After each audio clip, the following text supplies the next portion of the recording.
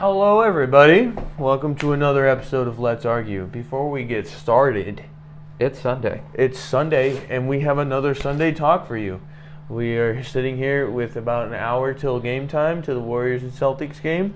I'm not saying it's going to be a quick one, but we're trying to keep it to where we can probably catch the game and not miss anything. Good, solid 45-minute episode probably coming your way. Other than that, don't forget to like, comment, subscribe.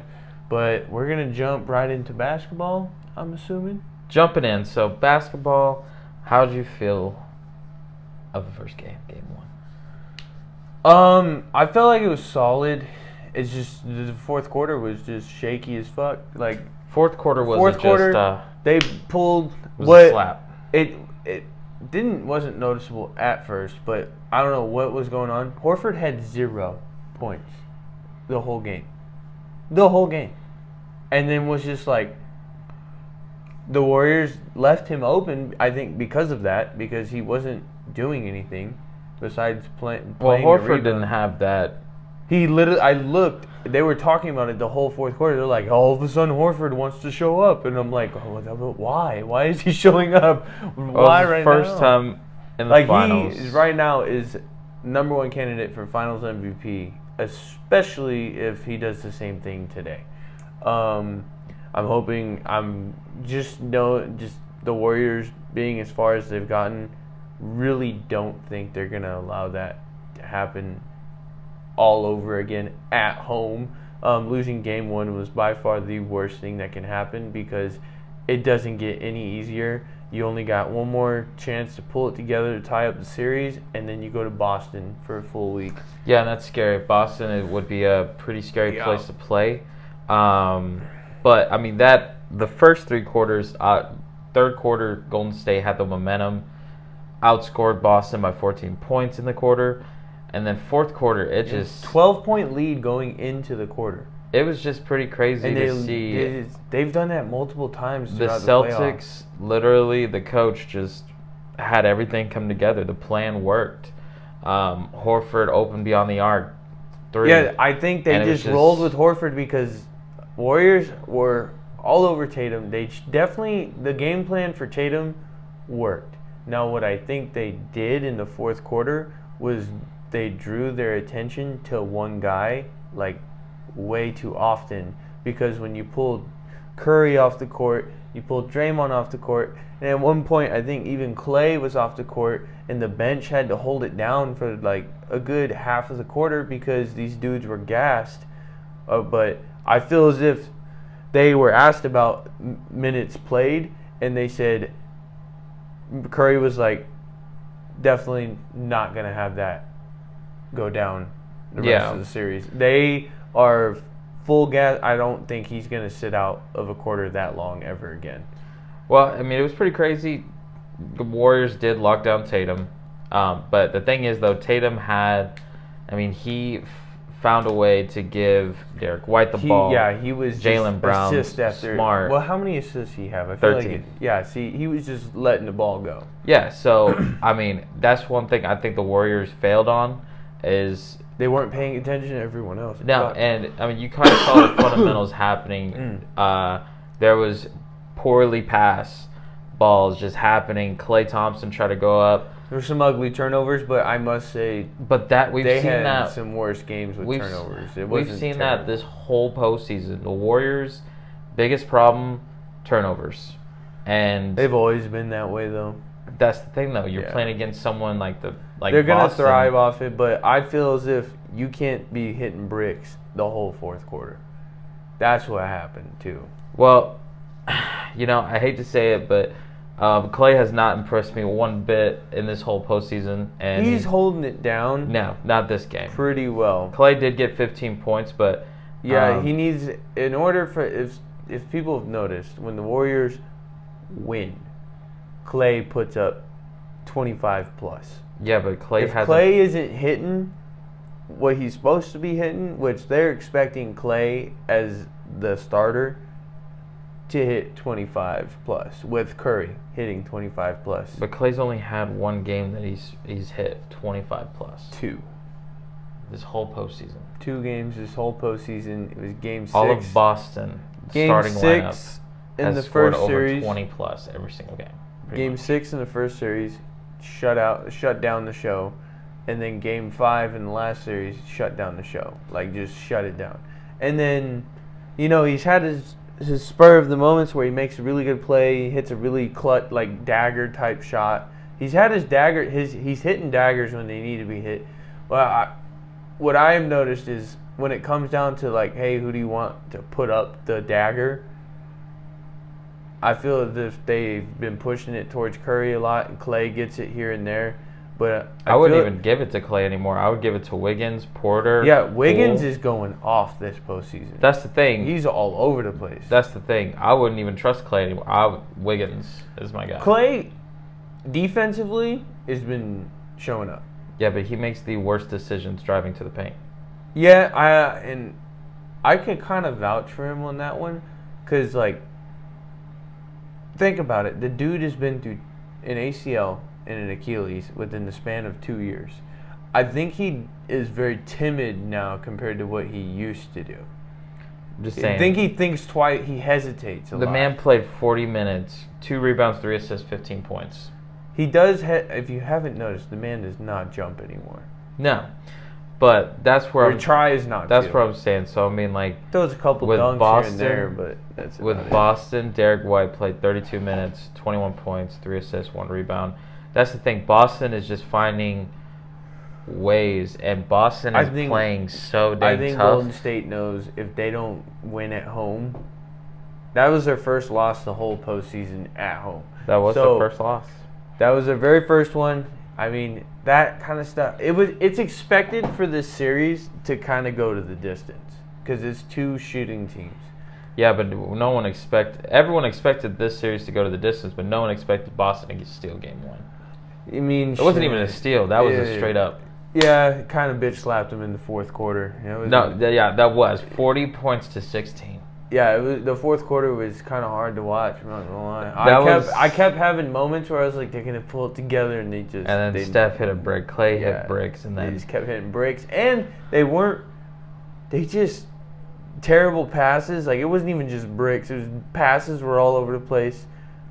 They didn't know whether or not someone was going in or out.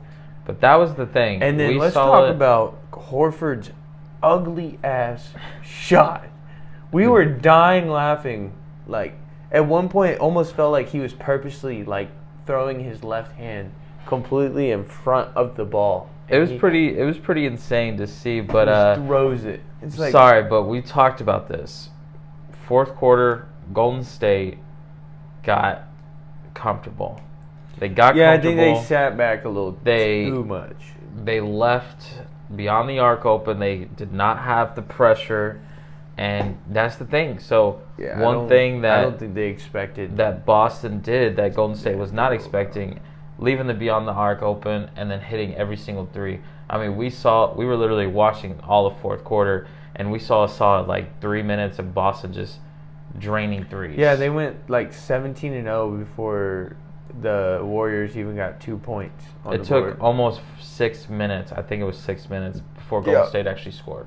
To put up almost 20 points before the halfway point of the quarter is pretty bad.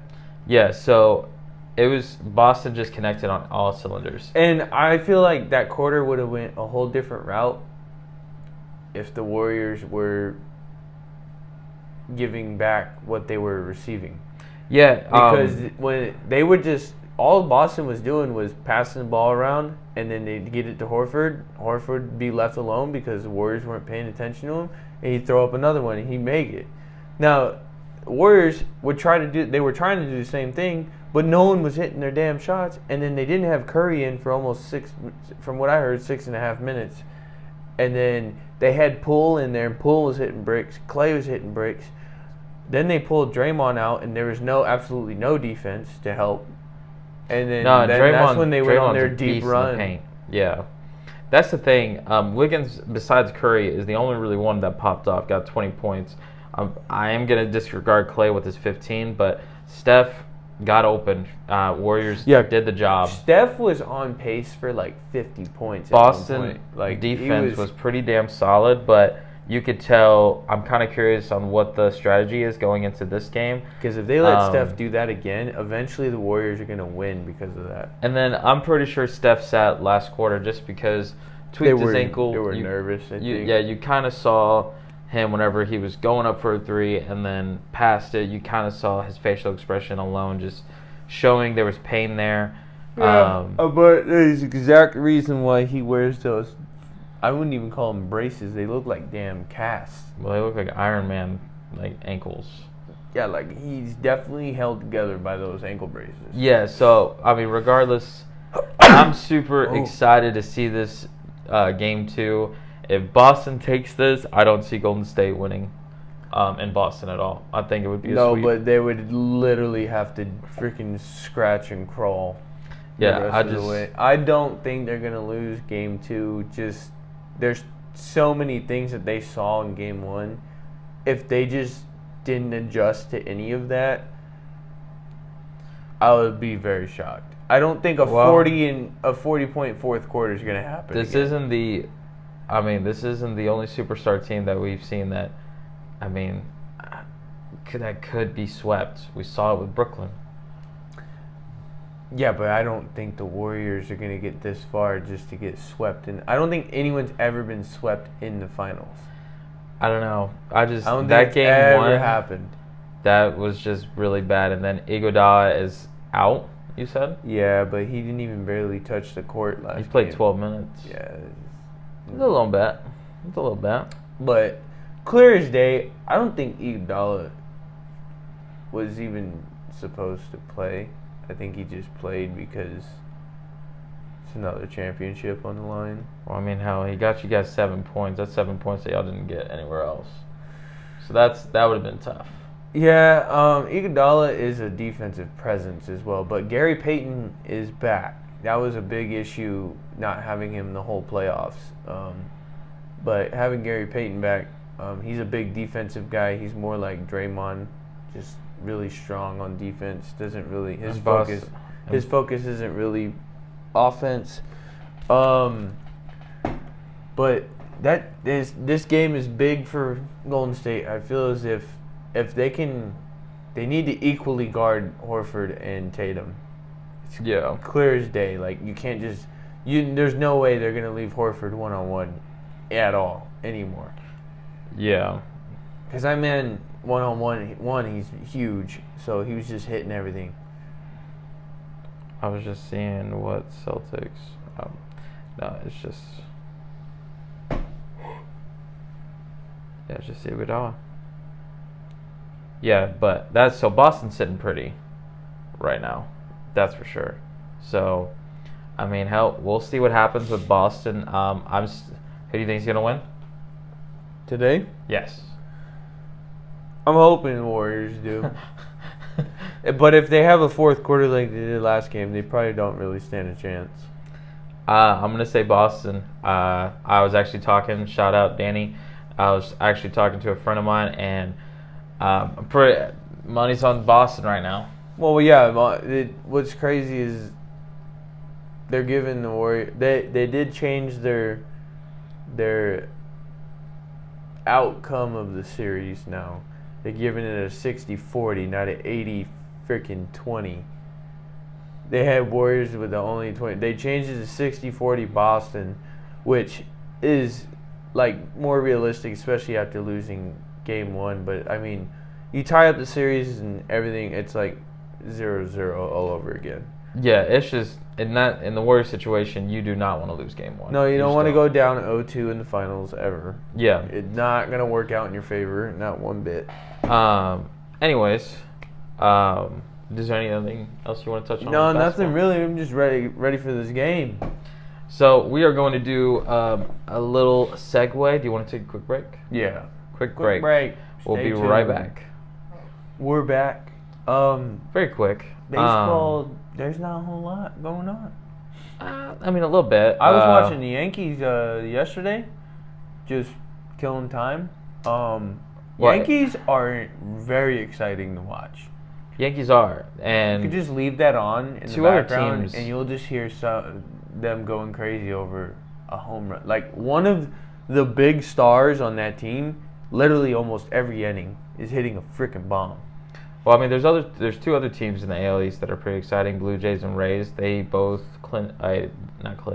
They both peaked over 30 wins, so that's awesome. Yankees though are exciting. Aaron Judge, first player to hit over 20 home runs. Damn, he broke 20 already? Mm-hmm. Oh So- my god! Was that yesterday?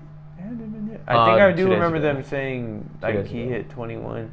It was Friday. Rizzo is hitting bombs left and right. Yeah, too. Rizzo's another guy. I'm sure that he's about to creep up there. But yeah, Aaron Judge, first player to hit over 20 home runs this season. What's sad is Um, he might not be a Yankee here in the near future. Well, I mean, there's going to be contract talks at the end of this season. He's already said he waived the extension that they offered him. Which is wild because it was like to be one of the highest paid players. Well, he wasn't the only guy. Bogarts did the exact same thing.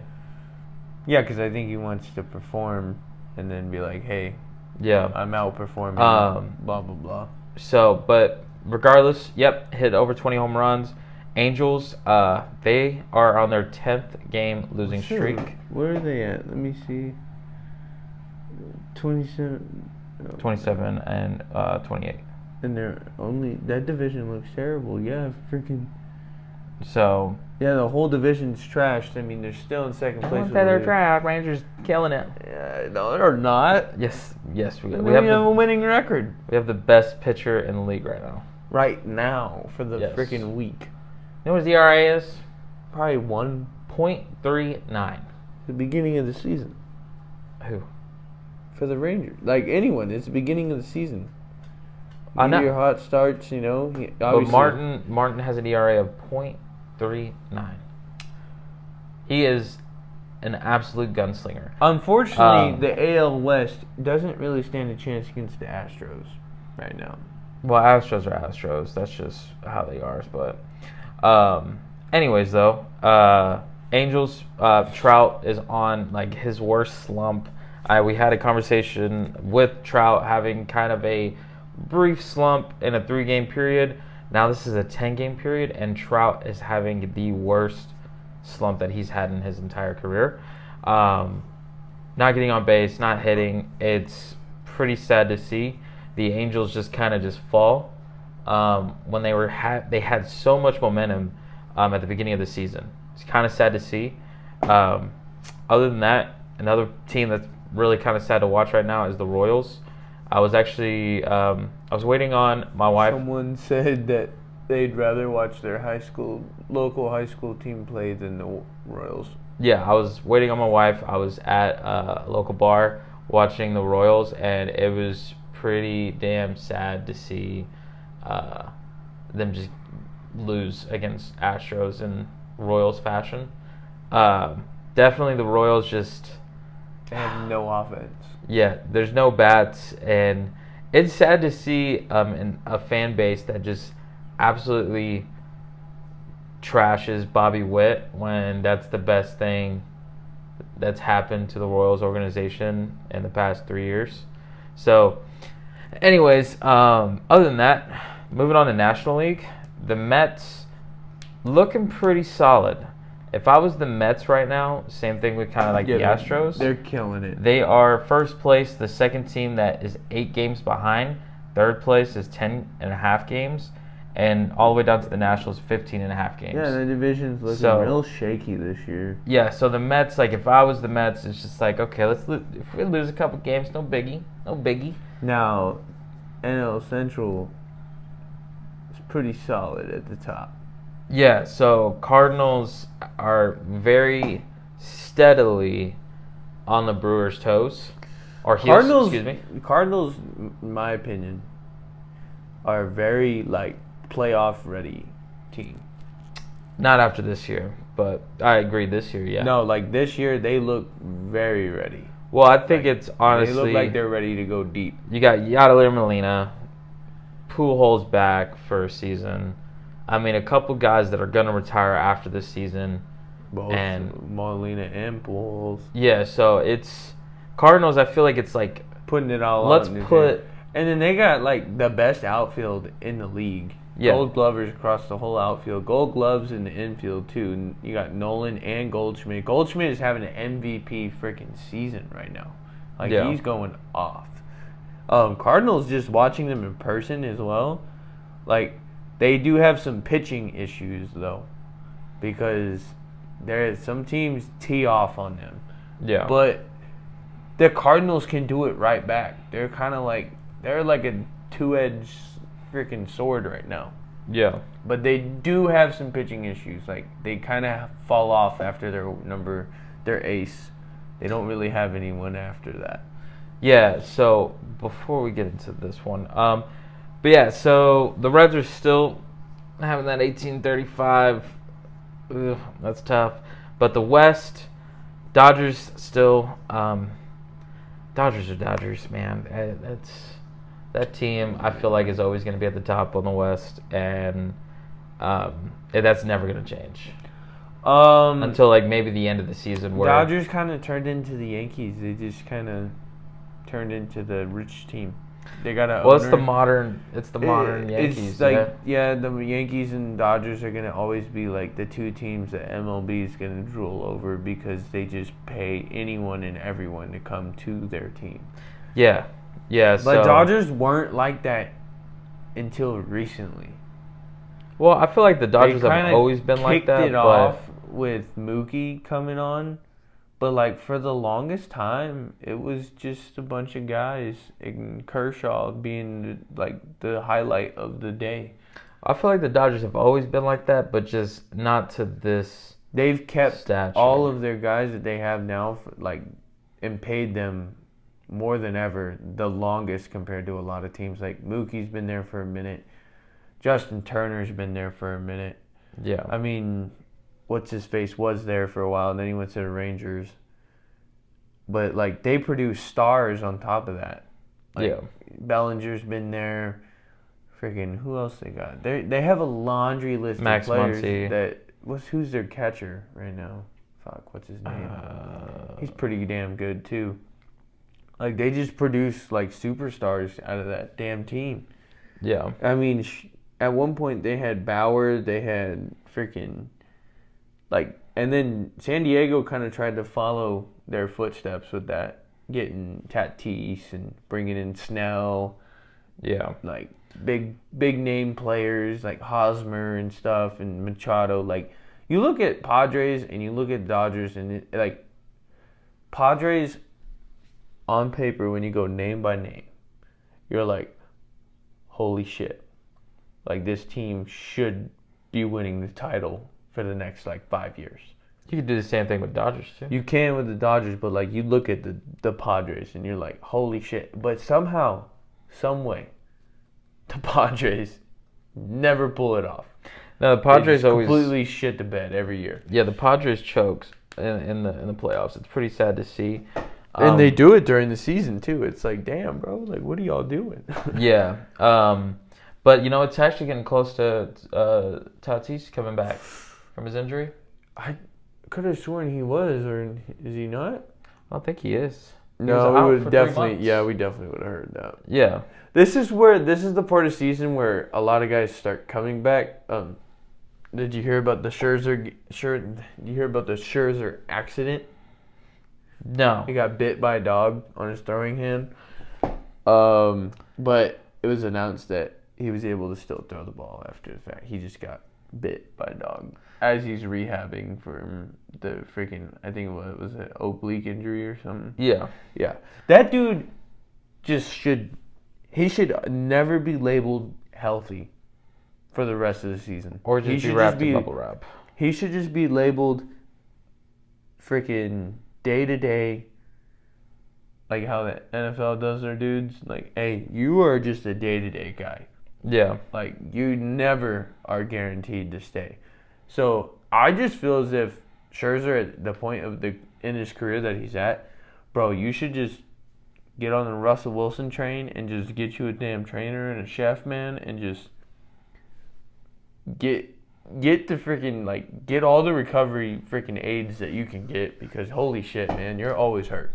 Yeah. So, but since kind of segueing back to the Padres, so Robinson Cano 3 days ago. Yeah, did he get DFA'd? Well, he got opted to become a free agent Because he did not want to be sitting down. Well, Padres came out and were like, "Hey, man, you were I guess they gave him a few up bats, stuff like that." No, not just a few. He went 3 for 33. Oh, he's just terrible. Yeah, he went 3 for 33, a batting average of a .091. So he just sucks. So sucks to say that because this is someone that I grew up watching. I think this is just a matter of. Well, you can see why the Mets gave him to the Padres. So, the dude's an 8-time All-Star. I feel like signed with the Padres. He needs to take the Pujols route, be a DH. Well, he signed no, not a DH. The dude 3 for 33. Yeah, but Pujols hasn't put up numbers in years. What I'm saying is hey, this guy's got power. Let's fucking put him in the bat type of thing. But so yeah, he signed with them on May 13th, and basically, if you're an 8-time All-Star and the Padres back office comes up to you, hey man, you're gonna go down to our AAA team. We're gonna pick up this. Why didn't he accept it to just kind of get back on his feet? Robinson could no. Yeah, but that's like a movie right there. Like if you really think about it, All-Star, you get sent down to a AAA team. Yeah, but it happens to all of them. Look at Trout. He might have a moment where they're like, "Hey man, go to AAA for a week and come back." Maybe, but it's just. But why not? If they're he's 39 years old. I don't think he wants to. Start all over. Well, not start all over, but I don't know. Maybe get back into the swing of things. Kind of slow down the pace, I don't know. Because let's be real, AAA is a lot slower than MLB. Sometimes you just gotta dial it back. So or take a week off and just don't take any up bats and just straight BP, man. Yeah. So Padres selected veteran outfielder Nomar Mazara from El Paso, but yeah, the Padres. Robinson Cano is no longer with the Padres. So opting for that free agent. Is anyone going to pick him up? Maybe come playoff time. That's just sad. I hate to see that. He's kind of at a point in his career where what the Dodgers did last year. Hey, we're making a playoff run. Is there anyone worth possibly bringing in that has power? Yeah, Robinson Cano is going to be that old guy that's hey, I'm not on anyone's team. Let's say Dodgers Dodgers make a run, Mets make a run, and they freaking decide, hey, we'll bring you back in for the series. Yeah. Stuff like that. Teams that are going to make a run will probably bring him in. Yeah, so. As a DH. But what I'm saying, that's why I said he might as well accept the fact that he's probably not going to touch the field. Yeah. He'll probably just come onto a team's lineup as a DH. But yeah, other than that though, Mike Trout, not sure if that's going to happen to him, but yeah, with the Angels on their 10th game with a loss, that's tough. They got swept by the Phillies, which is bad, and Giants. Which Phillies? They fired Joe. Yeah, I brought that up earlier this week to you. Yep. I was like, "Yo, that's kind of out of the blue." They were no offense to the Phillies organization, but I feel like that was the right call. Yeah, Joe You're at a point in the season where you could turn it around. Yeah, and I feel like he may have been the issue, because how do you have Harper, you have Schwarber, you have I know their lineup is in a way pretty stacked. Look, yeah.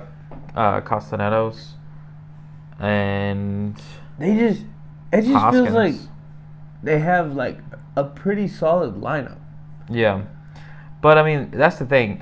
Phillies, they. But then again, they thought Kapler was the issue, and then Kapler goes to be the winningest manager in the league right after the fact.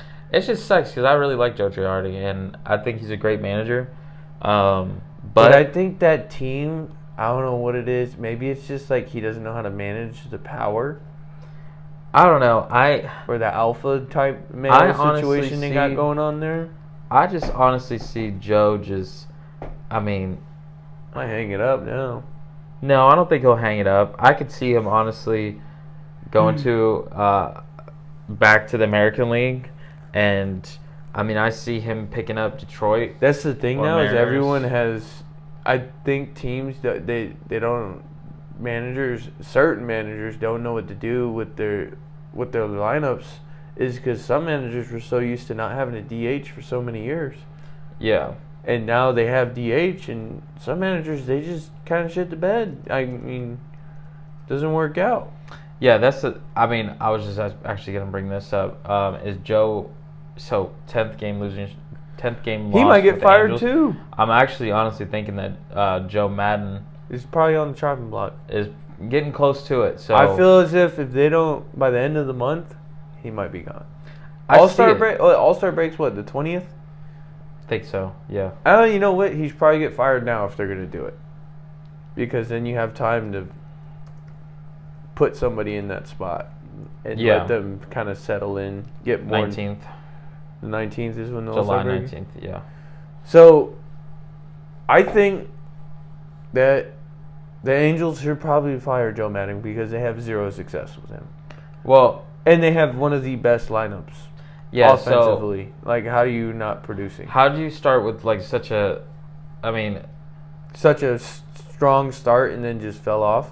yeah. This isn't even a roller coaster right Is it now. just like it's a plummet. It might be it looks like pitching. I mean, they give up 9 runs. Yeah, I mean, It looks like they have terrible pitching, but their offense is doing fine. They're putting up runs. yeah, I mean Mike Trout's not, but But Ohtani's doing Ohtani things. true. But I mean, like, that lineup is really stacked. yeah, yeah. You got 3 All-Stars at a minimum that I could think of off the top of my head. Yeah, it's just kind of sad to see. But I mean, hopefully, Angels kind of figure something out. Joe Madden starts figuring something out. But regardless of the fact, Astros, they're not in a worry. Everyone else is 9 games behind. So, but anyways, with that being said, with baseball, is there any other team you want to talk about? Giants are doing Giants things. Giants. Fashionably doing it in the torturous way possible. Yep. They literally like the most tortured watch. Like, you ever get to watch a Giants game? Like, I've seen more Giants than one. games and how they win games. It is painful. Is all hell. I would say it's painful, exciting, exhilarating. It's scary. Their pitching all is types of emotions. what saves the Giants is their pitching is amazing, and then their offense is exciting because all they do when they do produce offense is hit bombs. Yeah. They just today they hit another grand slam for like the 3rd or 4th game in a row. It's like they're ridiculous when it comes to home runs. Yeah. But they don't have anyone that's significantly like an Aaron Judge or anything like that. Everyone across the board is putting up like 20 for the year. Yeah. And that's it. But it's just, it seems like someone's doing it all year round. But it's just, the team is just, they got a lot of big dudes, a lot of big old dudes. Yeah. And they swing for the fences a lot more. But Giants are an exciting team to watch. I love watching Giants games because it is exciting. I just hate how they lose and win in such fashion. And I just call it Giants fashion. Because it's torture baseball. it would be bottom of the 9th. You guys are down 3, and Giants just hit a bomb, 3-run homer, or tie it up, whatever the case may be. But Giants just have that fashion that, like, They're I don't think any other torturous team has. They don't sit at the top a whole lot. Like last year was a fluke. Giants are always, to me, they're NL very West has winning. always been They always win Giants a and lot, but like Padres. to win that much like they were last year was kind of shocking. I think to most. Yeah. But I mean, other than that, baseball is just kind of, dude. Colorado Rockies. I forgot to bring this up. Were their City Connects. Beautiful. Tagged you in it. Mm-hmm. Super cool. They were clean as hell. Does not match their color scheme that one bit though. No, it does not. But that's all. I mean, neither does the Royal City Connect, but At least it's blue. But At I mean, least they it's went blue. with they went with green for it. I mean, it looks cool though. I get it. It's a Rocky well, I mean, the Mountains City and- Connect is this is a fun way to get. I mean, to obviously get people it's a to buy different more. way to get fans engaged. Yeah, like Boston And with the Boston jersey Marathon. sales are probably through the roof because of it. Yeah, like I mean, if I look up the City Connect, I mean, which one's your favorite so far? You saw Colorado. That's honestly my favorite. I can't besides think Boston. of one off the top of my head right now. I would have to see them all laid out. I think White Sox ESPN lose did by that for us. Number one. They're rated number 1. Yeah, Colorado Rockies are. Or is shout that just out a to journalist labeling number 1? I believe so. And White Sox Wait. is kind of cool because they did the whole South Side thing because you got Chicago Cubs, Chicago White Sox, and they were like, we're South Side Chicago. The That's Chicago pretty dope. White Sox is like that. I love the hats too. South Side, June 5th, Detroit. Oh, Miami's are interesting. I think I remember seeing theirs, and I was like, it's kind of cool. Washington. I do like Washington. If you're a jersey collector, this is fun. This Yeah. makes it really fun because you get a lot of variety. Boston, I love the Boston Well, it screams Boston freaking- Marathon. Yeah. The Diamondbacks Diamondbacks. is a little odd. referencing the desert and Hispanic culture. Yeah. So I mean, respect. Shout out. Houston Astros. Houston's Space was City. Pretty dope, actually. I forgot about theirs. So growing up, seeing the Astros cap. Do you remember the old school Yes. Astros cap? Yes. That They had one of the ugliest freaking uniforms. Yeah, but it was dope. It was dope. At the same time, like you really think about like the older. But I forgot about the Astros. Astros are actually pretty cool. It's simple but elegant. Yeah. Like- I like the color scheme. Giants. That's ugly as fuck. I'm sorry. So everyone is like, That is Giant- ugly as Whoever fuck. keeps designing the Giants uniforms and their hats, they always throw this big ugly freaking G on everything, and we're just like, no one likes it. But the Giants' regular uniforms, the vanilla home jerseys look dope. This big fat orange G. Here's If the they would have thing. just went without that and just wrote San Francisco across like they do everything else, I wouldn't even say what I thought San Francisco would have done is just a They play were- on Golden State's logo. so Like The put a thing damn about- Golden State. the thing about is Shit in they there. kind of got screwed over on this one because they already kind of had like a so-called City Connect one. They had the Orange Friday jerseys, and they just kind of were like, well, let's turn the Orange Friday jersey and just make it white. It's like, bro, I really thought they were gonna put like They just the went Golden plain State Bridge white. or something. they have the Golden Gate Bridge going across their sleeves. Yeah, and but like across. I'm The just hat saying. is dope. The hat is a Golden Gate Bridge. I'm just saying, it's just I just felt like it. I love. They could have Kansas done a lot City's. better with theirs. I do love Kansas City. Seeing it in the flesh, it was gorgeous. Like I love the color scheme. I love the crown in the KC. I wish they would have done something more than KC. Like, Yeah, damn, bro, y'all show put some love. KC on everything. The Cubs, that's a pretty cool uniform. I want to say, for me, Astros look best. I like the solid blue mixed in. But with you the don't orange. like Chicago Wrigleyville? Damn, that's sick. To have It that is as a sick, jersey. but I just don't like the baby blue. Dodgers just look like their regular freaking I respect jersey. the hats though. I do respect the hats. Yeah, I mean, I love the hats. there's some teams though I just can't wear, and that's the Dodgers. I cannot get myself to put anything Dodgers on. Number one, it would be Colorado for me, and Yeah, number Colorado's- number two would be Southside's dope. Southside. I don't know. It just speaks. But to that what the hats too. I mean, got that like, it's dope. It's dope as hell. The Marlins are sick. Washington's are cool. But yeah, number one for me is Colorado. I think it. Well, it literally represents like what they. Yeah, like yeah, what yeah. the state is. Obviously doesn't fit the color scheme. Now I'm a big They fan might- of the they might purple, switch the that up. pinstripes. I kind of were hoping they were gonna go with the purple. The purple would have been so sick if they did the If purple. they would have and black. did the purple or just come out with a version of it in purple, But I get the white, though, People 'cause would have of the lost their snow. minds.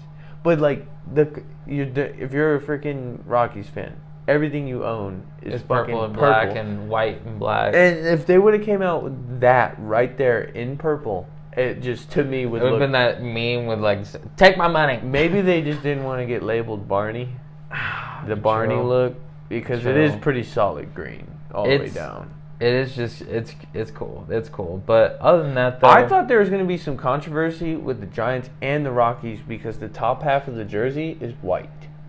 Oh yeah. And that technically, I know in baseball from playing, the pitcher can't have white sleeves. Yeah. So like them with their shoulders being like just straight up, like from collarbone all the way across is white. To me, being a pitcher on that team and you're pitching that day with the City Connect, I bet you he had a stellar day because hiding the ball is at an all-time high. Yeah. You cannot see the top half until it is like right here. So if you try to catch a little grip, it's going to be real harsh to be a batter that day because all you see from like here across from the release is white.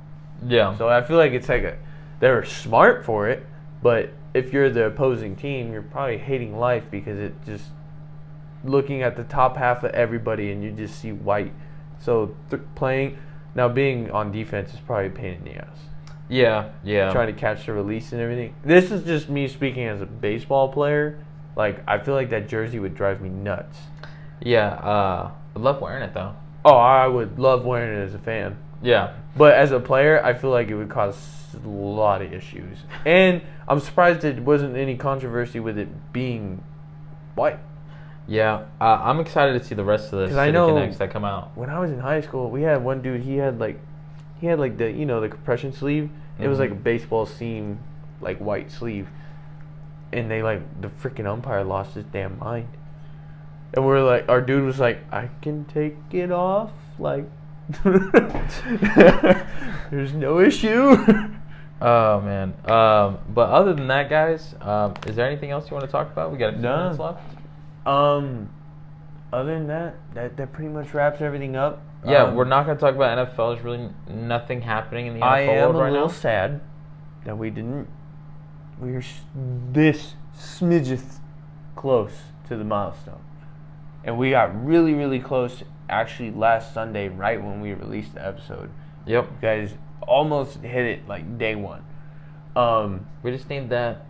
We may or may not be less than 8 plays now. I don't know if people are, tapping in today because I've noticed that it is becoming our trend is as soon as we release, people are listening to it on the spot. Yeah. Other than that, we kind of just get trickles.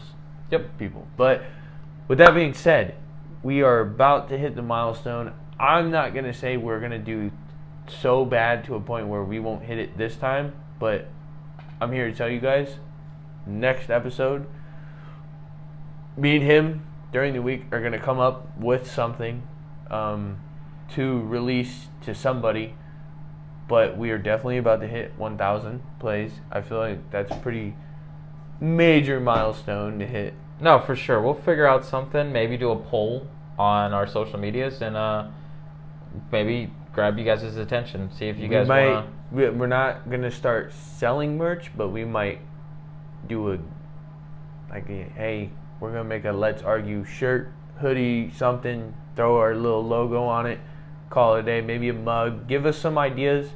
We'll make it cool. Maybe we'll get a printout of I don't know. We could do a lot. We could come up with a lot. We will get back to you guys on that. But stay tuned for a milestone item. It'll be coming very soon. Don't forget to like, comment, and subscribe, share, be a friend, tell a friend. If you didn't like it, just shut the fuck up and carry on. Anyways, thank you for listening.